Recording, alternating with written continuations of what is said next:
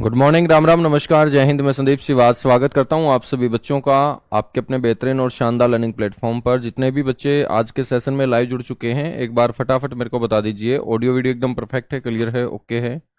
बच्चों सब कुछ परफेक्ट ओके है तो स्टार्ट करते हैं आज का सेशन। और हमने कल हरियाणा हिस्ट्री को शुरू किया था। बेसिक बेसिक बातों से हमने हरियाणा इतिहास जो है वो पढ़ना शुरू किया था।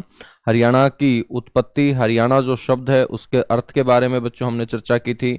अपने हरियाणा क्षेत्र का नाम अलग अलग ग्रंथों में क्या लिखा पाया गया है ये हमने पढ़ा था। और हम पढ़ रहे थे कि अलग अलग समय पर किन किन विद्वानों ने अपने हरियाणा को अलग अलग नाम देने का काम किया है।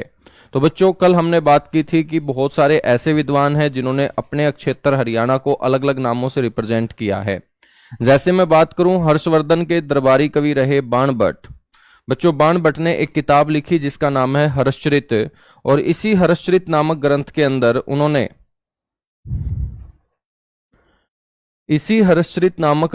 अंदर उन्होंने अपने हरियाणा को जिस नाम से रिप्रेजेंट किया बच्चों, वो नाम है श्रीकंठ जनपद।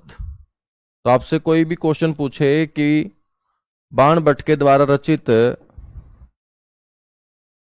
हर्षचरित नामक ग्रंथ के अंदर हरियाणा को किस नाम से जाना जाता था, तो आप बोलेंगे श्रीकंठ जनपद के नाम से। आपसे यह भी पूछा जा सकता है कि ये नाम श्रीकंठ जनपद हरियाणा को सबसे पहले दिया किसने था, तो आप बोलेंगे नाग वंश के शासकों ने मेरे दोस्त अपने क्षेत्र को श्रीकंठ जनपद के नाम से पुकारा था। हम इसे इस तरीके से भी देख सकते हैं कि ये जो श्रीकंठ जनपद नाम है हरियाणा का, ये कौन से काल में था? वर्धन काल में। तो वर्धन काल में हरियाणा को श्रीकंठ जनपद कहा जाता था। और बच्चों वर्धन काल से पहले कौन सा काल? गुप्त काल। तो गुप्त काल के अंदर भी अपने हरियाणा को किस नाम से जाना जाता था बच्चों? श्रीकंठ जनपद के नाम से जाना जाता था। और ये जो श्रीकंठ जनपद अपने हरियाणा का क्षेत्र था, इसकी जो राजधानी है वो थानेसर होती थी। इसकी राजधानी कौन सी होती थी सर? थानेसर होती थी। ठीक है।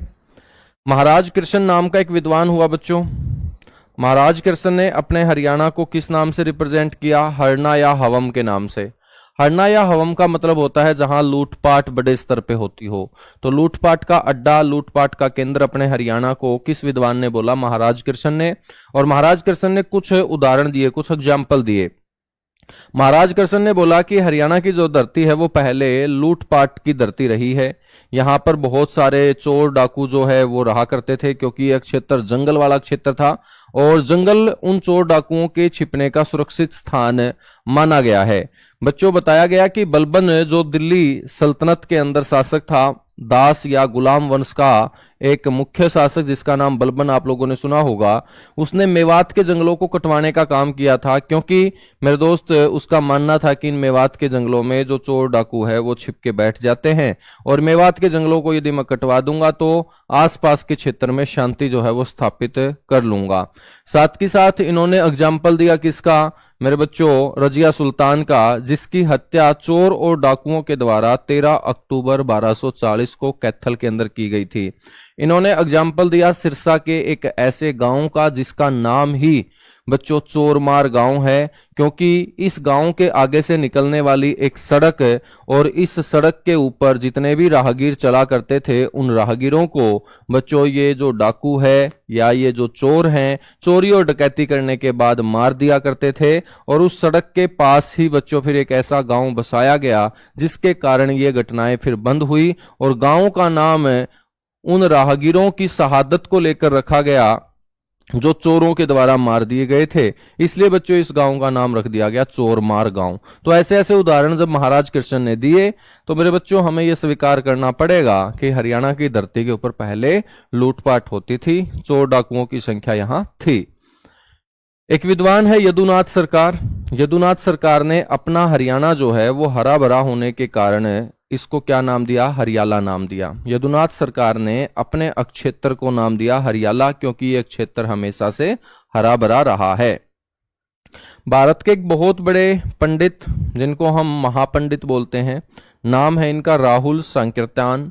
उत्तर प्रदेश के ये रहने वाले थे, और उत्तर प्रदेश के रहने वाले राहुल संकीर्तन, जिनको भारत का महापंडित बोला गया, इन्होंने अपने हरियाणा को नाम दिया हरिदानक्य। क्या नाम दिया?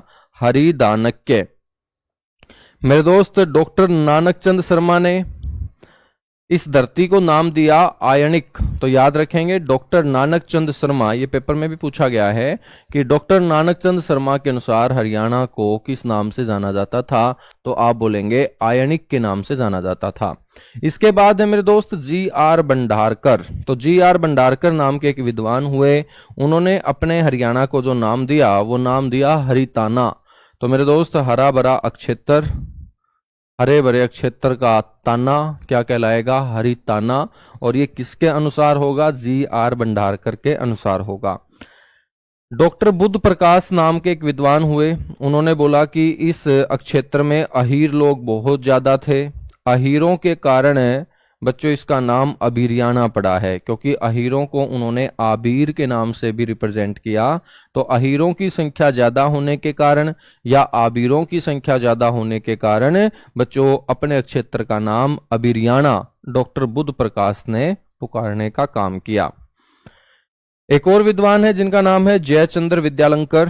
जयचंद्र विद्यालंकर ने अपने हरियाणा को जो नाम दिया बच्चों, वो नाम दिया हरियाणक। क्या नाम दिया है? हरियाणक नाम दिया है। तो ये ध्यान से आपको हरियाणा के नाम याद रखने हैं। ये नाम किस किस विद्वान ने मेरे दोस्त हरियाणा क्षेत्र को दिए हैं, उन विद्वानों के नाम आपको याद रखने हैं। जीसी अवस्थी ने बोला है कि जो ये हरियाणा शब्द हम पढ़ रहे हैं ये ऋग्वेद से उत्पन्न हुआ है। किससे उत्पन्न हुआ है मेरे बच्चे?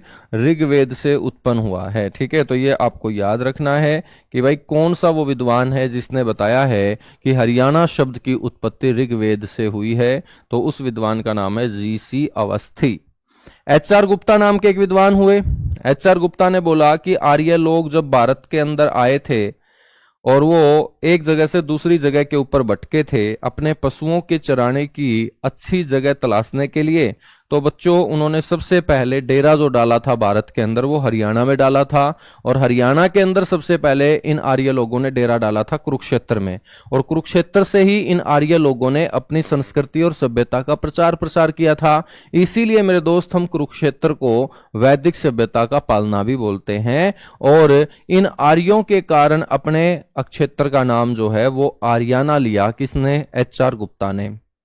तो डॉक्टर एच.आर. गुप्ता ने अपने हरियाणा को आर्यों का निवास स्थान बताया, और आर्यों का निवास स्थान होता है आर्याना। वासुदेव नाम के विद्वान ने बच्चों अहिरायन या हिरायन नाम से अपने क्षेत्र को पुकारा है, और इस शख्सियत का नाम है वासुदेव। ठीक है, यदि मैं बात करूं मध्यकाल में, तो मध्यकाल में भी हरियाणा को अलग अलग नामों से जाना गया। मध्यकाल में अपने हरियाणा को हरियाला के नाम से पुकारा गया, हरित आरण्यक के नाम से पुकारा गया, हरियाणा के नाम से पुकारा गया। ठीक है, तो मध्यकाल में ये हरियाणा को अलग अलग नामों से पुकारा गया है। यहां तक बातें क्लियर हुई? Good morning, good morning, good morning, Ram Ram, नमस्कार, जितने भी बच्चे लेट से जुड़ते जा रहे हैं।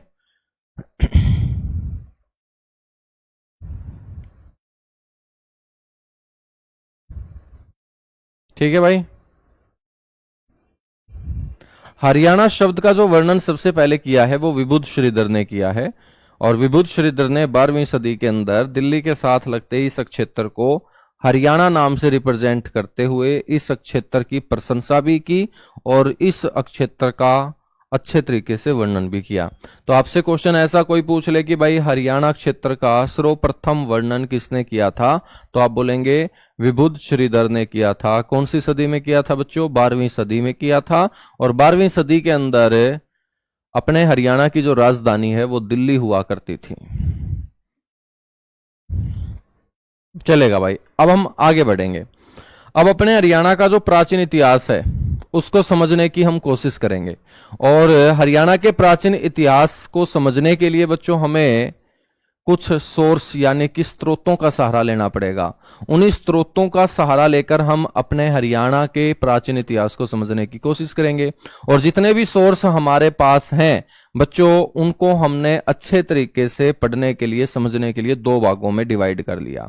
तो हरियाणा का जो प्राचीन इतिहास है इसके बारे में जानकारी देने वाले बहुत सारे स्रोत हैं, लेकिन सभी स्रोतों को अच्छे तरीके से मेरे दोस्त पढ़ने के लिए, समझने के लिए हमने इनको दो भागों में बांट लिया। दो भागों में एक हमारा क्या होगा मेरे भाई, साहित्यिक स्रोत होगा, और एक क्या होगा, पुरातात्विक स्रोत होगा।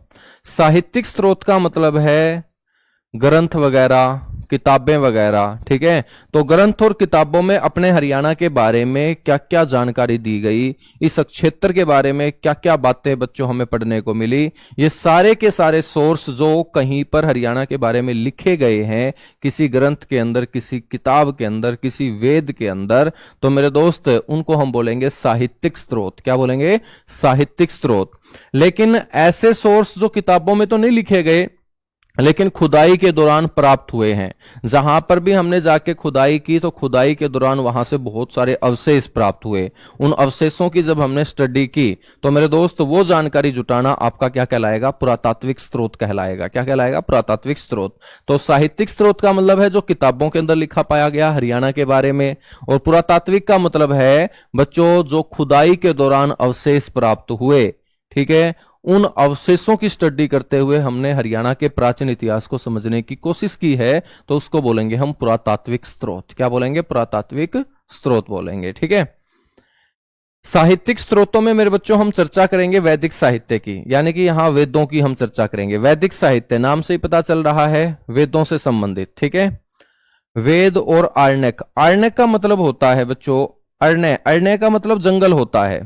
और पहले आप लोगों ने देखा होगा कि ऋषि मुनि जो है ना वो जंगल में बैठ के मेरे दोस्त अपनी रचना किया करते थे। चाहे मैं रामायण की बात करूं, महर्षि वाल्मीकि जी ने उसकी रचना की, चाहे मेरे दोस्त हम महाभारत की बात करें, महर्षि वेदव्यास जी ने रचना की। तो उन्होंने रचना किसी घर में बैठ के थोड़ी की है, उन्होंने दूर जाकर जंगलों में बिल्कुल बच्चों शांति से, कि कोई उनको डिस्टर्ब करने वाला ना हो, बच्चों रचना की है। और कोई भी रचना जो जंगलों में जाके बच्चों की जाती है उसे हम आरण्यक बोलते हैं। क्या बोलते हैं, आरण्यक बोलते हैं। अरण्य का मतलब जंगल होता है। क्या होता है, जंगल होता है, ठीक है। उसके बाद है बच्चों पौराणिक साहित्य। उसके बाद हम बात करेंगे बौद्ध धर्म से संबंधित जितने भी धर्म ग्रंथ हैं उनके अंदर हरियाणा के बारे में जहां जहां से जानकारी मिलेगी वो हम चर्चा करेंगे।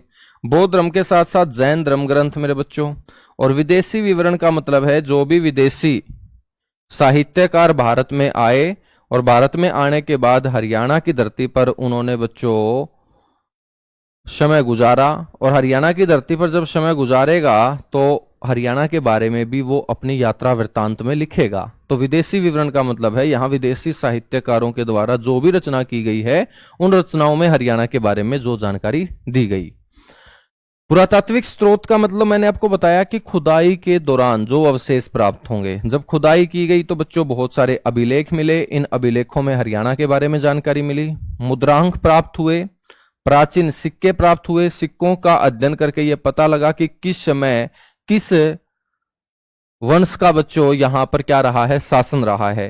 प्राचीन मूर्तियां प्राप्त हुई, तो बच्चों मूर्तियों के आधार पे हम ये पता लगा पाए कि किस समय पर हरियाणा के अंदर कौन से धर्म का सबसे ज्यादा प्रचार प्रसार था, उस धर्म के अंदर सबसे ज्यादा पूजा किसकी की जाती थी, ठीक है। तो इस तरीके की जो बातें हैं वो प्राचीन मूर्तियों से हमें प्राप्त होगी। और बच्चों बहुत सारे यहां से फिर स्मारक हमें प्राप्त हुए, ठीक है। तो इन सारे के सारे सोर्स का सहारा लेके हम हरियाणा के प्राचीन इतिहास को समझना शुरू करते हैं। सबसे पहले बात करते हैं मेरे बच्चों वैदिक साहित्य की। वैदिक साहित्य में हम चर्चा करेंगे वेदों की, उपनिषदों की और आरण्यक की, ठीक है, जो हरियाणा के प्राचीन इतिहास के बारे में जानकारी देंगे। प्राचीन मान्यताओं के अनुसार बताया गया है कि जो वेद हैं, पुराण हैं, परो हैं, उपनिषद हैं, आरण्यक हैं, इन सभी की जो रचना है ना वो हरियाणा के जंगलों में ही हुई है। तो मेरे दोस्त ग्रंथों के अनुसार यदि मैं बात करूं, मान्यताओं के अनुसार यदि मैं बात करूं, तो मैक्सिमम जितने भी मेरे दोस्त पुराण, परो, उपनिषद, आरण्यक या वेदों की मैं चर्चा करता हूं, इनकी रचना हरियाणा में ही मानी गई है। सबसे प्राचीन जो वेद है मेरे दोस्त वो बताने की जरूरत नहीं है, वो ऋग्वेद है। और इस ऋग्वेद के अंदर ही अपने हरियाणा का सबसे पहले जो नाम है वो रजंतम हरियाणा मिला था। रजंतम हरियाणा जो नाम मिला था वो कौन से मंडल में मिला था, 8वें मंडल में। बताया था 25वें श्लोक के अंदर। और ऋचा संख्या नंबर 22 के ऊपर बच्चों रजंतम हरियाणा शब्द लिखा पाया गया था। ऋग्वेद के अंदर बताया गया कि हरियाणा के अंदर उस समय बहुत सारी नदियां भी बहा करती थी। हरियाणा में बहने वाली मुख्य नदियां सरस्वती, दृष्टि, यमुना नदी का बच्चों वर्णन है।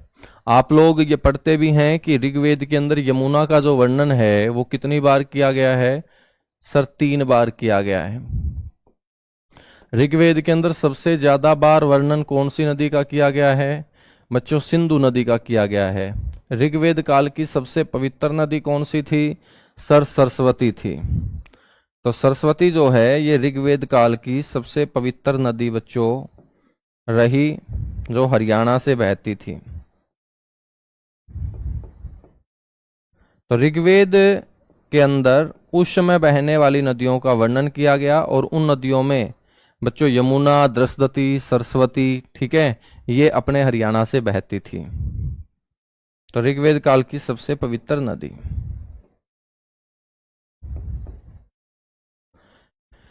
ऋग्वेद के अंदर जो कुरुक्षेत्र हमारी पवित्र भूमि है, इसका जो नाम है बच्चों वो क्या लिखा पाया गया है? शरणावर्त। तो ऋग्वेद के अंदर अपने हरियाणा के कुरुक्षेत्र का नाम क्या है बच्चों? शरणावर्त है। ये भी आपको ध्यान रखना है, ठीक है। इसके बाद हम बात करेंगे ऋग्वेद के बाद जैमिनीय ब्राह्मण नाम का जो ग्रंथ है उसकी। जैमिनीय ब्राह्मण जो ग्रंथ है मेरे बच्चों, इस जैमिनीय ब्राह्मण के अंदर अपने हरियाणा के सामान्य जीवन की हमें जानकारी मिलती है कि हरियाणा के लोगों का जो जीवन है वो किस तरीके से चलता था। ये जैमिनीय ब्राह्मण ग्रंथ के अंदर जानकारी मिलती है। एक ग्रंथ का नाम है सतपथ ब्राह्मण। सतपथ ब्राह्मण के अंदर लोगों की जीवन शैली के साथ साथ लोगों का जो व्यवहार है, लोगों की जो भाषा है, लोगों की जो बोली है, उसके बारे में पता चलता है। तो जैमिनीय ब्राह्मण के अंदर सामान्य जीवन की जानकारी और सतपथ ब्राह्मण के अंदर सामान्य जीवन और लोगों की जीवन शैली के बारे में हमें जानकारी मिलती है। लोगों का आचरण, लोगों की भाषा, लोगों का व्यवहार किस तरीके का था बच्चों, ये सतपथ ब्राह्मण के अंदर पता चलता है। एक उपनिषद है जिसका नाम है छांदोग्य उपनिषद, ठीक है। छांदोग्य उपनिषद, उपनिषद आप लोगों ने सुने भी होंगे।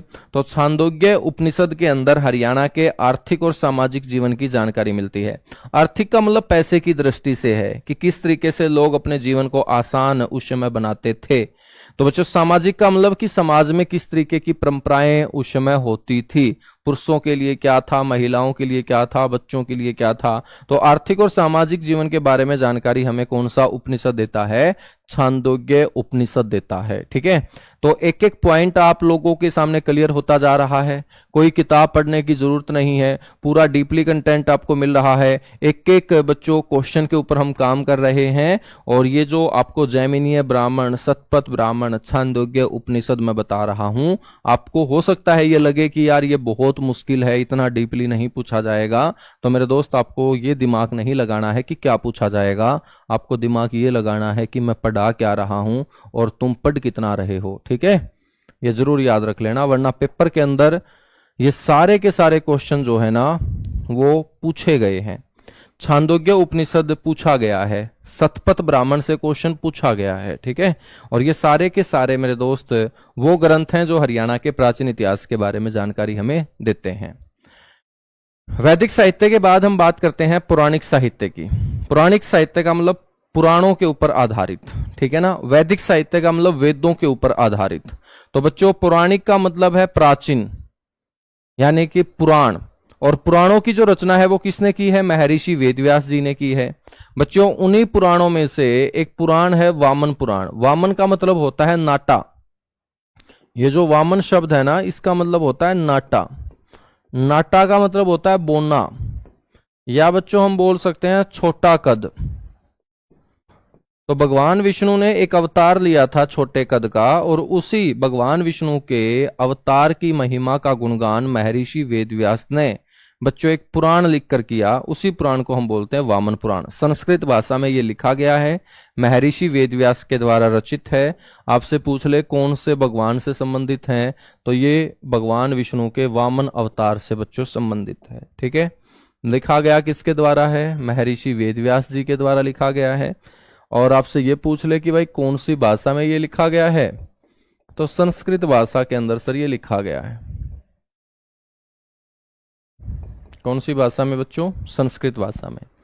ये जो वामन पुराण है ना, इस वामन पुराण में हमें दो महत्वपूर्ण जानकारियां मिलती है। एक तो ये जानकारी मिलती है कि हरियाणा की धरती के ऊपर प्राचीन काल में कितने बड़े वन होते थे? 7 बड़े वन होते थे, 7 बड़े जंगल यहां पर थे। उन 7 वनों में मेरे बच्चों एक का नाम था काम्यक वन, एक का नाम था सूर्य वन, एक का नाम था अदिति वन, एक का नाम था शीत वन, एक का नाम था मधुवन, या इसको कामोदा भी बोलते हैं।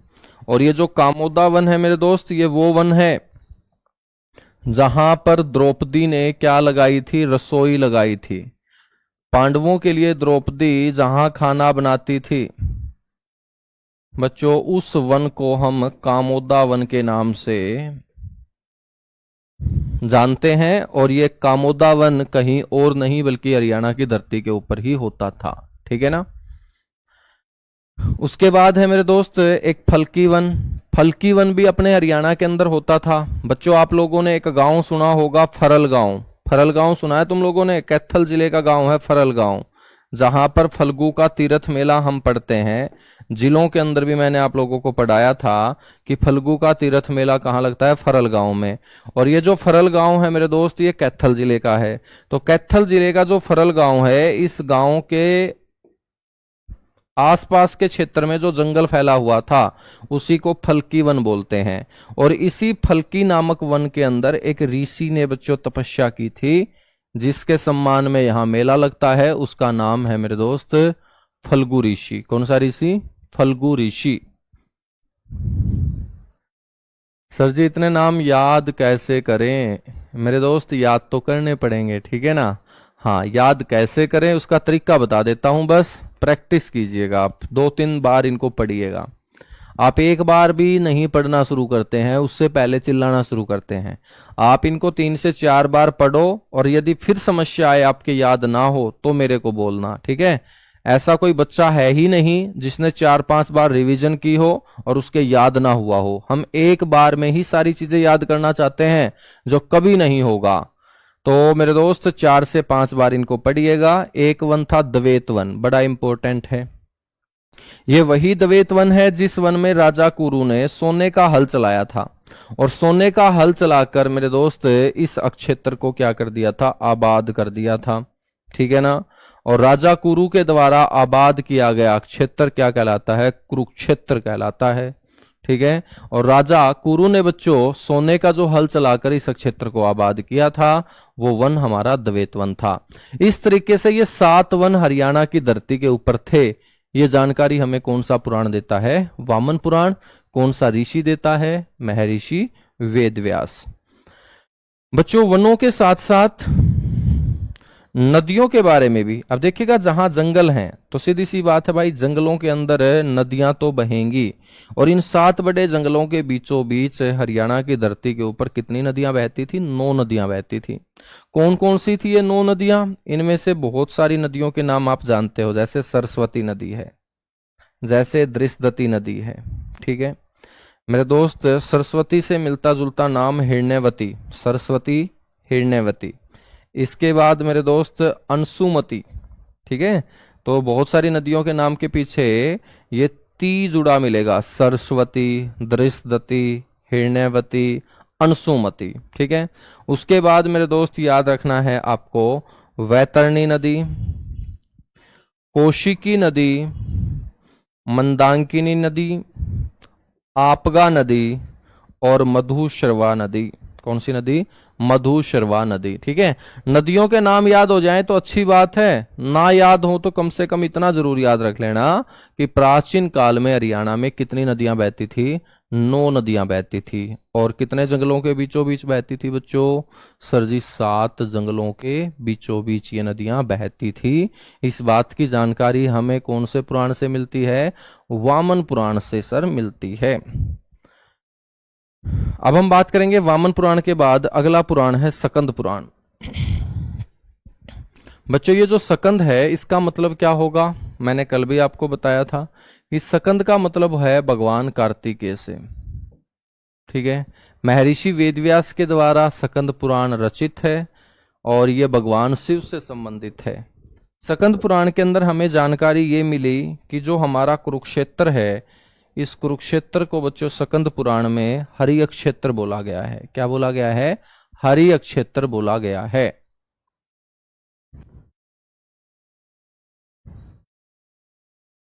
बहुत बढ़िया भाई। सर जी हमें हिस्ट्री मुश्किल लग रही है, नींद आने लगी है, तो बेटा जाग जाओ, ठीक है ना, वरना रिजल्ट वाले दिन जो है ना नींद नहीं आएगी तुम लोगों को। ठीक है, अब तुम ये चाहते हो कि आसान आसान बातें करवा दूं तो मैं इनको छुड़वा भी दूंगा, लेकिन मेरे दोस्त जब तुम मेरे ऊपर विश्वास करके पढ़ रहे हो और पेपर में यहां से क्वेश्चन आया तो तुम एक ही बात बोलोगे। तुम ये नहीं बोलोगे कि क्लास में हमें नींद आ रही थी, तुम ये बोलोगे कि सर ने तो करवाया ही नहीं यार, ये तो है ना, यही तो इम्पोर्टेंट था, पेपर में तो यही पूछा गया है। तो मेरे दोस्त ये सारे के सारे पेपर में पूछे जाएंगे। ठीक है, चाहता तो मैं भी आप लोगों को बहुत बेसिक बेसिक बातें बता के सिलेबस फटाफट क्लियर कर दूं, लेकिन नहीं, एक एक बच्चा जो गरीब घर से जुड़ा हुआ है वो एक उम्मीद के साथ जुड़ा हुआ है, और मेरा भी घर आप जैसा ही है। तो बच्चों मैं चाहता हूं कि मेरे जैसे घरों से आने वाले जो बच्चे हैं ना, उनके पास जो अपने हालात बदलने का मौका मिला है अब नौकरी लगने का, उसमें कोई कमी पेशी ना हो, इसलिए मैं आप लोगों को ये शब्द, ये क्वेश्चन ढूंढ ढूंढ के कवर कराता हूं। ठीक है, सकंद पुराण के बाद अगला पुराण है बच्चों वायु पुराण। वायु पुराण को हम क्या बोलते हैं? शिव पुराण बोलते हैं। और ये वायु पुराण और शिव पुराण हमें बताता है कि जो बजरंगबली हनुमान जी हमारे सबसे प्यारे भगवान हैं बच्चों, इनको जन्म माता अंजनी ने कहाँ दिया था? कैथल में दिया था। तो आप सभी पढ़ते हो कैथल को हनुमान की जन्म स्थली, लेकिन हनुमान का जन्म कैथल में हुआ था, ये बात हमें कौन बताता है? ये वायु पुराण बताता है। और वायु पुराण को हम क्या बोलते हैं? शिव पुराण भी बोलते हैं। क्या बोलते हैं दोस्त? शिव पुराण भी बोलते हैं। ठीक है, उसके बाद हम बात करते हैं महाभारत नामक ग्रंथ। विश्व का सबसे बड़ा महाकाव्य है बच्चों, ये विश्व का सबसे बड़ा महाकाव्य है महाभारत ग्रंथ। इसको हमने महाकाव्य इसलिए बोला क्योंकि मेरे दोस्त श्लोकों की संख्या 1 लाख से भी ज्यादा है इसमें। इतना बड़ा ग्रंथ है कि इसको 5वां वेद बोल दिया गया, पंचम वेद की इसको संज्ञा दे दी गई। बच्चों साथ के साथ महाभारत जो ग्रंथ है, इसका अन्य नाम आपसे कोई पूछ ले तो आप बोलेंगे जय संहिता। महाभारत नामक ग्रंथ का अन्य नाम आपसे कोई पूछ ले तो आप क्या बोलेंगे कि महाभारत ग्रंथ का अन्य नाम रहा है सर जय संहिता। महाभारत की रचयिता, महाभारत की जो रचना है वो किसने की है? महाभारत के रचयिता कौन? वेदव्यास जी हैं। लेकिन मेरे दोस्त लेखन कार्य किसने किया था? यह बड़ा इंपॉर्टेंट है। लेखन कार्य जो किया था ना वो गणेश जी ने किया था। वेदव्यास जी जो हैं वो तो मेरे दोस्त मुजुबानी बोल रहे थे सारी की सारी बातें, गणेश जी जो है बच्चों वो उसको लिख रहे थे संस्कृत भाषा में। और ये जो लेखन कार्य या इसकी जो रचना हो रही थी बच्चों, वो कौन सी नदी के किनारे बैठ के? सरस्वती नदी के किनारे बैठ के। तो ये जरूर याद रखें कि महाभारत ग्रंथ की रचना कौन सी नदी के किनारे? सरस्वती नदी के किनारे। और कौन से क्षेत्र में? कुरुक्षेत्र में। भाषा कौन सी बच्चों? उस समय कोई और भाषा तो थी नहीं कि भाई इंग्लिश हो, पंजाबी हो। बच्चों सबसे पुरानी भाषा संस्कृत भाषा है, तो संस्कृत भाषा में रचना हुई। इस महाभारत ग्रंथ के अंदर क्या दिया है बच्चों? 18 दिन तक जो युद्ध चला था कौरवों और पांडवों के बीच कुरुक्षेत्र में, उन 18 के 18 दिनों के महाभारत युद्ध का वर्णन इस ग्रंथ में दिया गया है। ठीक है, महाभारत का जो युद्ध हुआ था वो आपको ये भी पता होगा कि ये किसका प्रतीक माना जाता है? अधर्म के ऊपर धर्म की जीत का प्रतीक बच्चों महाभारत युद्ध माना गया है। तो अधर्म पर धर्म की जीत का प्रतीक। 18 के 18 दिन जो युद्ध चला, तो बच्चों प्रत्येक दिन का वर्णन इस ग्रंथ के अंदर आपको देखने को मिलेगा। तो 18 दिन युद्ध चला, तो इस ग्रंथ के अंदर जो अध्याय हैं, जो चैप्टर हैं, जिनको हम पर्व भी बोलेंगे, उनकी संख्या मेरे दोस्त कितनी है? 18 है। कितनी है? 18 है। ठीक है, 18 का जो बच्चों फेर है ना वो महाभारत में रहा है। 18 ही मुख्य योद्धा थे महाभारत युद्ध में। 18 दिन तक महाभारत युद्ध चला था। 18 ही अशोहिणी सेना थी, जिनमें 11 अशोहिणी सेना कौरवों के पास, 7 अशोहिणी सेना बच्चों पांडवों के पास थी। ठीक है,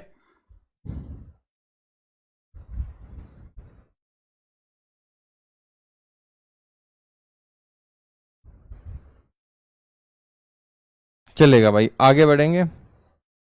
हाँ, तो यही बात मैंने आपको बताई है कि महाभारत के अंदर कुल अध्याय 18 हैं। अध्यायों को हम पर्व बोलते हैं, तो पर्व भी कितने हैं? 18 हैं। बच्चों, महाभारत नामक का जो ग्रंथ है, इस ग्रंथ में अपने हरियाणा के बहुत सारे क्षेत्रों का वर्णन किया गया। जैसे मैं बात करूं, महाभारत ग्रंथ में ज्योतिषर का बच्चों वर्णन किया गया।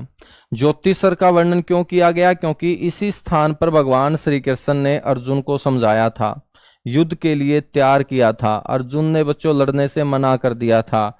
फिर अर्जुन को मेरे दोस्त कई देर तक समझाने का काम भगवान श्री कृष्ण ने किया था कि आत्मा जो है वो अजर अमर है, शरीर जो है वो एक दिन जाना ही जाना है, और इन सारे के सारे लोग जो अधर्म का साथ दे रहे हैं, इनके शरीर को मुक्ति आपके हाथों से मिलेगी। भगवान श्री कृष्ण ने जब अर्जुन को समझाया, ये सारी की सारी बातें उनके समझ में आई। उसके बाद बच्चों ये युद्ध शुरू हुआ था। इसे गीता का उपदेश बोलते हैं, और ये गीता का उपदेश ज्योतिषर नामक स्थान पर बच्चों बरगद के पेड़ के नीचे देने का काम श्री कृष्ण भगवान जी ने किया था।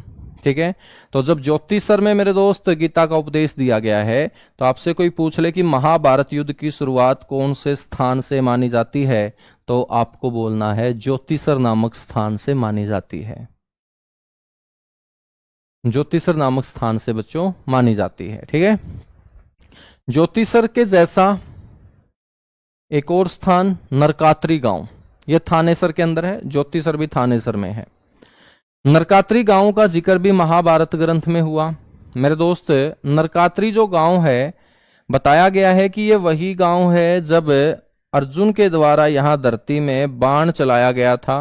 क्योंकि मेरे दोस्त भीष्म पितामह ने पीने का पानी की इच्छा जताई थी, और जब पानी पीने की इच्छा जताई तो वहां आसपास पानी बच्चों कौन लेके आए? वहां फिर अर्जुन ने क्या किया? अपने चहेते भीष्म पितामह की इच्छा पूरी करने के लिए धरती में बाण चलाया, और बाण चलाने के बाद बच्चों यहां से एक जल की धारा निकली। वो जल की धारा डायरेक्ट भीष्म पितामह के मुंह में चली गई, और भीष्म पितामह ने अपनी प्यास बुझाने का काम किया था बच्चों। तो जहां पर चलाया गया था ये बाण, वो गांव है नरकात्री गांव, और इस जगह को बाण गंगा तीर्थ भी बोलते हैं। तो आपसे कोई पूछ लेना कि बाण गंगा तीर्थ कहाँ है, तो आप बोलेंगे थानेसर के अंदर है। गांव कौन सा है? वो नरकात्री गांव है, क्योंकि अर्जुन ने इसी गांव के अंदर बाण चलाकर जल की धारा या गंगा धारा निकालने का काम भीष्म पितामह के लिए किया था। बच्चों, ब्रह्म सरोवर जो एशिया का पक्की ईंटों से बना हुआ कृत्रिम सरोवर है, इसका वर्णन महाभारत ग्रंथ में कई बार किया गया है। आर्यवंशी कुरुओं के द्वारा इसकी खुदाई बच्चों करवाई गई थी। भगवान ब्रह्मा को यह समर्पित है। पक्की ईंटों से बना हुआ एशिया का सबसे बड़ा कृत्रिम सरोवर है, ये आप सभी जानते हैं।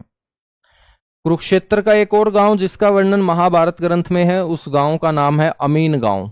अमीन गांव बच्चों वो गांव है जहां पर अभिमन्यु का वध करने के लिए चक्रव्यूह रचा गया था, और यह चक्रव्यूह बच्चों रचा गया था 13वें दिन, और 13वें दिन इस चक्रव्यूह में अभिमन्यु को मौत के घाट उतार दिया गया था कौरवों के द्वारा। तो चक्रव्यूह में घेर कर अभिमन्यु की जो हत्या की गई थी कौरवों के द्वारा, वो चक्रव्यूह कौन से गांव में रचा गया था? अमीन गांव में। और बच्चों, इस अमीन गांव का नाम बदलकर हरियाणा सरकार ने क्या कर दिया है? अभिमन्युपुर कर दिया है। यहां तक बातें क्लियर हुई? तो महाभारत ग्रंथ के अंदर बच्चों इन सारे के सारे हरियाणा के क्षेत्रों के बारे में जानकारी दी गई है। अब है नकुल दिग्विजय नामक ग्रंथ। बच्चों, ये कोई अलग ग्रंथ नहीं है, ये महाभारत से ही लिया गया है। जैसे हम पढ़ते हैं पवित्र पुस्तक गीता, तो गीता जो है ना वो भी महाभारत से ही ली गई है। नकुल दिग्विजय जो नकुल की विजय के बारे में दर्शाता है। नकुल दिग्विजय नाम से ही पता चल रहा है कि नकुल जो पांडव था, 5 पांडवों में एक का नाम नकुल था, तो मेरे दोस्त उसकी जो विजय हुई है, जहां जहां उसने जीत दर्ज की, ये सारी की सारी बातें इस ग्रंथ के अंदर लिखी गई। और यह ग्रंथ किससे निकाला गया है? महाभारत से ही निकाला गया है। हम बात करेंगे इस नकुल दिग्विजय नामक ग्रंथ के अंदर बताया गया है कि नकुल जो पांडव था, नकुल ने रोहतक के लोगों के साथ एक लड़ाई लड़ने का काम किया था। रोहतक के लोग भी बड़े शांत थे उस समय, लेकिन रोहतक के लोगों के साथ ये लड़ाई लड़ने का काम नकुल ने किया और इस लड़ाई को जीतने का भी काम किया। और रोहतक को नकुल जीतकर फिर सिरसा को जीतने के लिए बच्चों निकल पड़ा था। ये सारी बातें किसके बारे में? नकुल के बारे में इस ग्रंथ के अंदर दी गई है। यहां तक बातें क्लियर हुई? एक बार बताइएगा सारे के सारे, उसके बाद आगे बढ़ेंगे। तो हम मेरे दोस्त साहित्यिक स्रोत पढ़ रहे हैं, जो ग्रंथों के अंदर, किताबों के अंदर, पुराणों के अंदर लिखा पाया गया है हरियाणा क्षेत्रों के बारे में। जो एग्जाम में अपने लिए करेंगे क्वेश्चन का काम, आपसे क्वेश्चन ऐसे पूछे जाएंगे कि अभिमन्यु का युद्ध हरियाणा के कौन से गांव में हुआ था, चक्रव्यूह कहाँ रचा गया था, बाणगंगा तीर्थ कहाँ है, नरकात्री तीर्थ कहाँ है, ज्योतिसर कहाँ है, भगवान श्री कृष्ण ने अर्जुन को गीता का उपदेश कौन से पेड़ के नीचे दिया था, महाभारत युद्ध की शुरुआत कहाँ से हुई थी, महाभारत युद्ध कितने दिन चला था, इसके अंदर कुल अध्याय कितने हैं, इसका लेखन कार्य किसने किया था, इसकी रचना किसने की थी, भाषा कौन सी थी। इसी तरीके के क्वेश्चन आपको पेपर में देखने को मिलेंगे।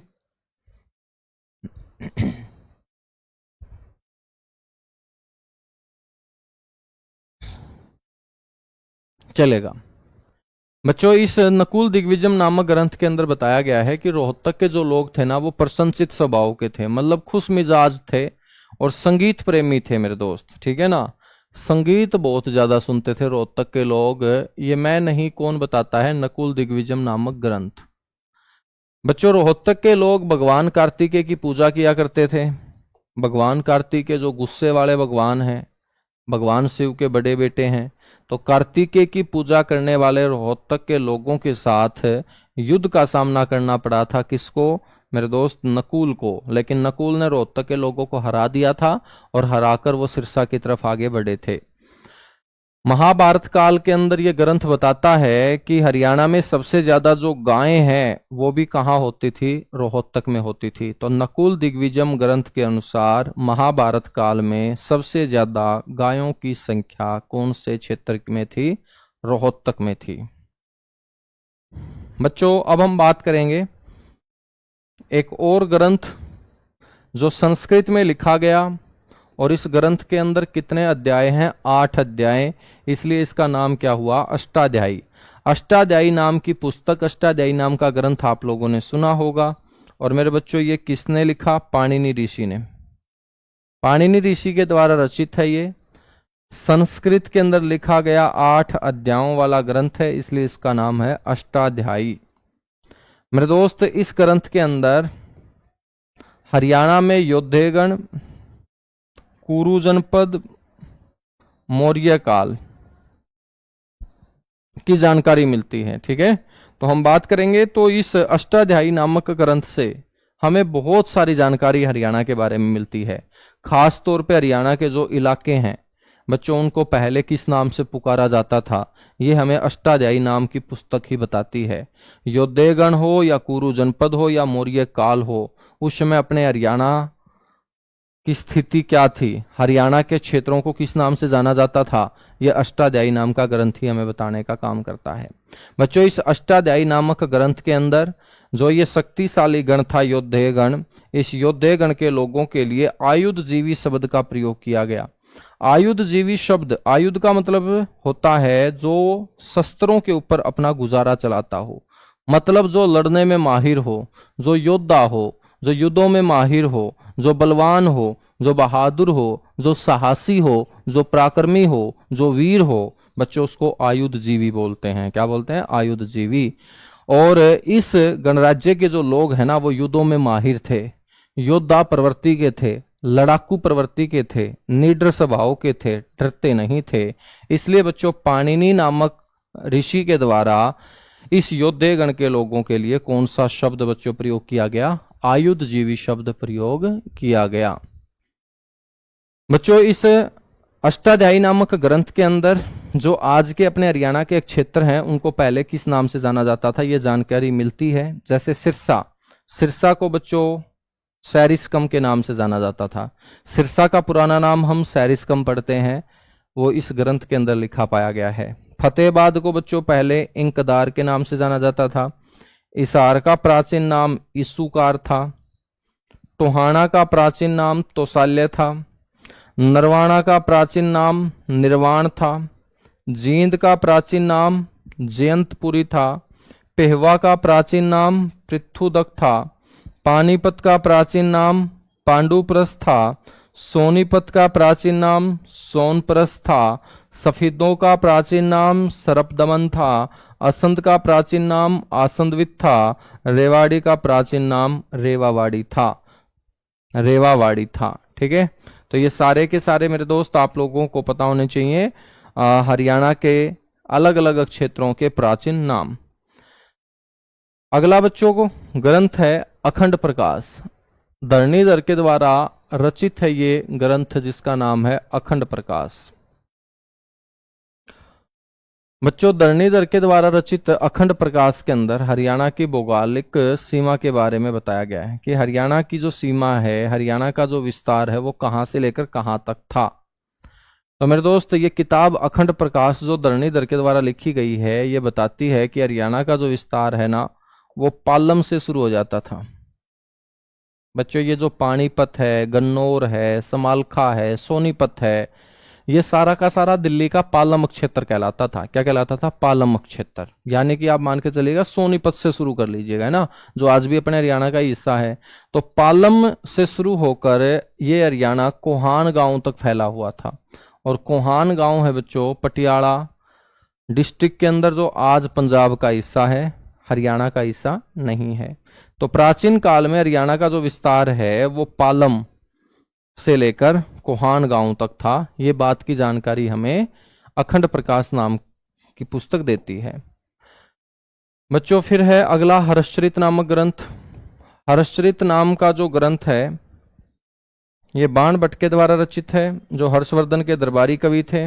और इसमें बताया गया है कि हरियाणा को किस नाम से जाना जाता था? श्रीकंठ जनपद के नाम से। और मेरे दोस्त इसकी जो राजधानी है वो कौन सी होती थी? थानेसर होती थी। थानेसर होती थी। राजतरंगिणी बच्चों कल्हण, कल्हण नाम का एक विद्वान हुआ है जिसने एक रचना लिखी राजतरंगिणी। और इस राजतरंगिणी नाम की रचना के अंदर उन्होंने कश्मीर का वर्णन किया है। कश्मीर की खूबसूरती के बारे में बताया गया है। और जब कश्मीर का वर्णन किया गया तो राजतरंगिणी नाम की किताब के अंदर बताया गया कि कश्मीर के एक राजा हुए जिनका नाम है ललितादित्य मुक्तापीठ। राजा का नाम थोड़ा लंबा तगड़ा है बच्चों। कश्मीर के राजा हुए हैं ललितादित्य मुक्तापीठ। और इन्होंने अपने समय हरियाणा के ऊपर क्या कर लिया था? अधिकार कर लिया था।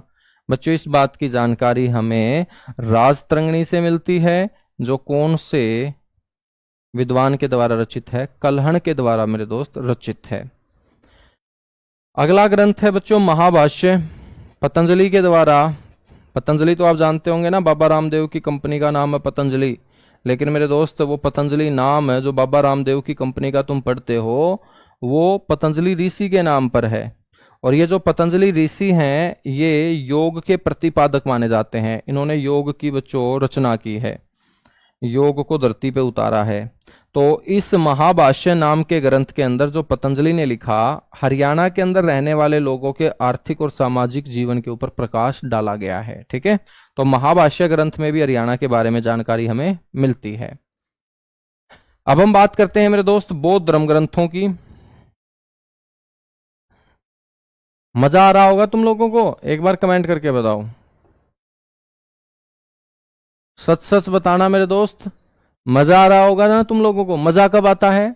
जो हम पहली बार नया कुछ पढ़ते हैं, जो हमें आता है बच्चों, यदि वही हमें पढ़ाया जाए तो फिर मजा नहीं आता है। ठीक है, मजा तब आता है जब हमें कुछ नया सीखने को मिले, नए नए शब्द बच्चों अपने कान सुने। ठीक है, और अपना जो दिमाग है वो थोड़ा सा परेशान हो, और परेशान करते हुए दिमाग को बड़ा मजा आता है। फिर दिमाग को धीरे धीरे बच्चों लत लग जाती है और दिमाग इनको अपना लेता है। तो दिमाग इनको आसान बोलेगा यदि तुम 3-4 बार इनको पढ़ोगे तो। एक बार सारे के सारे बच्चे कमेंट करके बताओ, मजा आ रहा है क्या?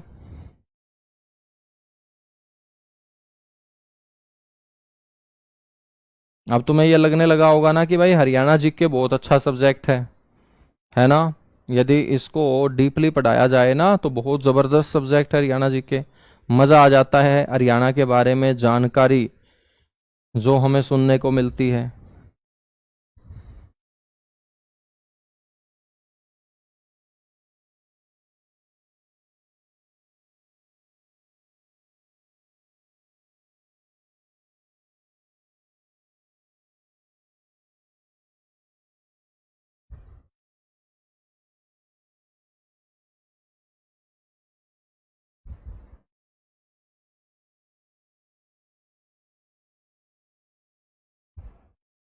चलेगा, आगे बढ़ें फिर। बहुत बढ़िया भाई। अब हम बात करेंगे बौद्ध धर्म ग्रंथ। बौद्ध धर्म ग्रंथ का मतलब क्या है बच्चों? हरियाणा के अंदर बौद्ध धर्म का प्रचार प्रसार हुआ। हरियाणा के अंदर भी महात्मा बुद्ध अलग अलग स्थानों के ऊपर आए, अपने अपने शिष्यों को उपदेश दिए। तो मेरे दोस्त ये जानकारी उन्होंने अपने ग्रंथों में भी लिखी, हरियाणा के बारे में अपने ग्रंथों में लिखी। तो बौद्ध धर्म से जुड़े हुए ग्रंथ जो हरियाणा के बारे में जानकारी हमें देंगे, मेरे दोस्तों उन ग्रंथों को हम पढ़ने वाले हैं। क्योंकि इन ग्रंथों में यदि हरियाणा के बारे में लिखा गया है तो हमें बच्चों उस समय हरियाणा की व्यवस्था के बारे में, हरियाणा के आर्थिक राजनीतिक सामाजिक जीवन के बारे में पढ़ने का मौका मिलेगा। तो बौद्ध धर्म ग्रंथ में हम बात करें रहन सहन, आर्थिक जीवन और महात्मा बुद्ध के द्वारा हरियाणा में जिन जिन स्थानों की यात्राएं की गई हैं उनका वर्णन दिया गया है। बच्चों कई बौद्ध धर्म ग्रंथ हैं, लेकिन सबसे ज्यादा जिन बौद्ध धर्म ग्रंथों में हरियाणा के बारे में लिखा पाया गया वो हमारे लिए मुख्य होंगे, और मुख्य हैं दिव्य वदान और मंजिम निकाय। दिव्य वदान और मंजिम निकाय, ये बच्चों दो बौद्ध धर्म ग्रंथ मुख्य हैं जिनमें हरियाणा के बारे में ज्यादा जानकारी दी गई। ठीक है, सबसे पहले बात करते हैं हम यहाँ दिव्य वदान की। दिव्य वदान के अंदर बताया गया है कि हरियाणा के अंदर बौद्ध धर्म का जो प्रचार प्रसार है वो कहाँ तक फैला हुआ था, कहाँ तक बौद्ध धर्म हरियाणा में फैला हुआ था। ये जानकारी हमें दिव्य वदान बौद्ध धर्म ग्रंथ से मिलती है। बच्चों ये ग्रंथ बताता है कि उस समय हरियाणा के अंदर दो शक्तिशाली केंद्र बौद्ध धर्म के हुआ करते थे। ये दो शक्तिशाली केंद्र बौद्ध धर्म के कहाँ हुआ करते थे? एक अग्रोहा और एक रोहतक। तो अग्रोहा और रोहतक ये दो शक्तिशाली केंद्र हरियाणा के अंदर बौद्ध धर्म के हुआ करते थे। बच्चों इस ग्रंथ के अंदर रोहतक क्षेत्र के बारे में भी बताया गया कि ये जो रोहतक क्षेत्र है ना, ये 12 योजन तो लंबा था और 7 योजन क्या था बच्चों? चौड़ा था। योजन उस समय इकाई थी मापने की, किसी भी भौगोलिक सीमा को मापने की इकाई उस समय योजन होती थी। और रोहतक क्षेत्र की सीमा बताई गई 12 योजन लंबा और 7 योजन चौड़ा था। और इस रोहतक क्षेत्र के अंदर बच्चों बड़े बड़े 62 दरवाजे भी बने हुए थे। तो ये महत्वपूर्ण जानकारी हमें कौन देता है? दिव्य वदान नाम का बौद्ध धर्म ग्रंथ देता है। गुरुजी क्वेश्चन कैसे बनेंगे? बेटा क्वेश्चन ऐसे बनेंगे कि किस बौद्ध धर्म ग्रंथ के अनुसार हरियाणा में दो शक्तिशाली के अंदर अग्रोहा और रोहतक बताए गए? तुम बोलोगे दिव्य वदान।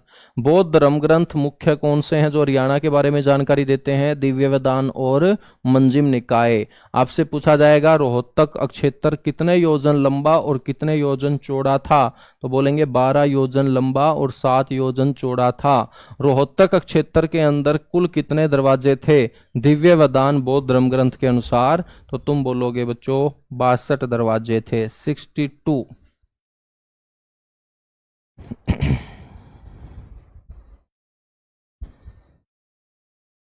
बच्चों अगला बौद्ध धर्म ग्रंथ है मंजिम निकाय। अगला बौद्ध धर्म ग्रंथ है कौन सा? मंजिम निकाय। मंजिम निकाय नाम का बौद्ध धर्म ग्रंथ जो मैंने मुख्य आपको बौद्ध धर्म ग्रंथ बताया है, ये महात्मा बुद्ध की गुड़गांव यात्रा के बारे में बताता है कि महात्मा बुद्ध ने एक बार गुड़गांव क्षेत्र में यात्रा की थी। और मेरे दोस्त, गुड़गांव क्षेत्र का एक गांव है दनकोट। इस दनकोट गांव को पहले थुलकोठिया के नाम से जाना जाता था। दनकोट गांव आज यदि आप देखोगे ना, तो बच्चों जब आप झज्जर से गुड़गांव जाओगे तो गुड़गांव में प्रवेश करने से पहले आपको एक गांव मेरे दोस्त नजर आएगा, दनकोट। ठीक है ना। तो इसी दनकोट गांव का मैं जिक्र कर रहा हूं, जिसको पहले थुलकोठिया के नाम से जाना जाता था।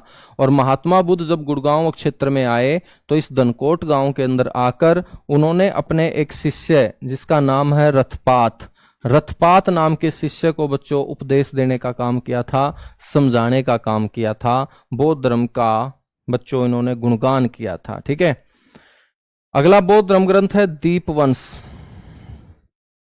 कौन सा है? दीपवंश। बच्चों दीपवंश नामक ग्रंथ के अंदर महात्मा बुद्ध के कुरुक्षेत्र से दान प्राप्ति की जानकारी मिलती है। ये महात्मा बुद्ध कुरुक्षेत्र गए थे और कुरुक्षेत्र के लोगों ने महात्मा बुद्ध को भर भर के दान दिया था। हरियाणा वाले दान देने में तो कभी पीछे रहते ही नहीं है। तो महात्मा बुद्ध के कुरुक्षेत्र से दान प्राप्ति का वर्णन हमें कौन से ग्रंथ में मिलता है? दीपवंश ग्रंथ में मिलता है बच्चों। ठीक है। तो दीप से याद रख लेना, दान, दीप दान। ठीक है, कि भाई दीपवंश ग्रंथ से हमें दान प्राप्ति का वर्णन मिलता है। और यह दान प्राप्ति मेरे दोस्त कुरुक्षेत्र में हुई थी। महात्मा बुद्ध को भर भर के लोगों ने दान दिया था। अगला ग्रंथ है बच्चों चुलवग। अगला बौद्ध धर्म ग्रंथ कौन सा है? चुलवग। ठीक है ना। ये जो चुलवग नाम का बौद्ध धर्म ग्रंथ है, इसमें बताया गया है कि हरियाणा के अंदर जो सबसे शक्तिशाली केंद्र था ना बौद्ध धर्म का, वो अग्रोहा था। और अग्रोहा को उस समय अगलपुर के नाम से जाना जाता था। किसके नाम से? अगलपुर। बेटा तुम अग्रोहा का एक पुराना नाम अगरोध का पढ़ते हो, लेकिन अग्रोहा का एक पुराना नाम अगलपुर भी याद रख लेना। और अगलपुर नाम से बच्चों अग्रोहा को चुलवग ग्रंथ के अंदर पुकारा गया है। और ये चुलवग ग्रंथ कौन से धर्म से रिलेटेड है? बौद्ध धर्म से रिलेटेड है। तो आज के लिए मेरे दोस्त हम इतना सा ही कवर कर लेते हैं। ठीक है। मजा आया होगा तुम लोगों को नई नई बातें सीख के। और ऐसे ही बच्चों इतिहास के अंदर हम नई नई बातें सीखते चले जाएंगे। और जो आप लोगों को मुश्किल लगता है वो अपने आप आसान होता चला जाएगा। ठीक है। तो अब हम मिलेंगे यूट्यूब चैनल के ऊपर 10 बजे आपका ये प्रैक्टिस सेशन होता है। और यही क्वेश्चन जो मैं यहाँ पढ़ा रहा हूँ वहां पर आपको प्रैक्टिस के रूप में मिलेंगे। बाकी बच्चे गलत करते हैं, तुम लोग उनको ठीक करोगे। यदि बच्चों अच्छे से क्लास अटेंड करते होंगे, दिमाग को बच्चों लगाकर पूरा का पूरा क्लास के अंदर यदि तुम पढ़ते होंगे, तो सारे क्वेश्चन आपके ठीक होते चले जाएंगे। ठीक है। तो चलेगा बच्चों। Thank you, bye bye, love you आप सभी को।